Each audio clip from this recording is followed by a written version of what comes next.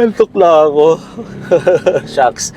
Galing pa kasi ako doon sa munting tindahan ko na nagbebenta ng mga tents at saka bags. Kasi hindi ako content creator lang, friend. Nagtatrabaho din ako kasi hindi naman ako nag-a-accept ng mga promotions ng makakasama sa kapwa ko.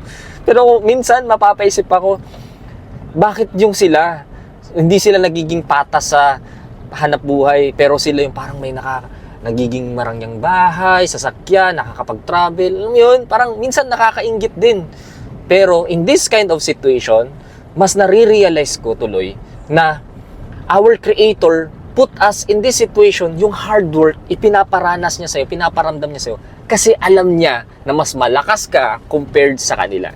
Hinuhulma ka niya for bigger blessings, hindi yung panandali ang blessings lang. Kaya ka ganyan ngayon yung situation mo. And nare-realize ko din, dalawa ang paraan para ikaw ay umasenso. Number one, it's either apakan mo ang ibang tao para umangat ka, or number two, iaangat ka ng ibang tao dahil sa mabuti mong nagagawa sa kanila. So pili ka na lang alin dun sa dalawa ang gusto mong pag-angat. Yun lang, share ko lang.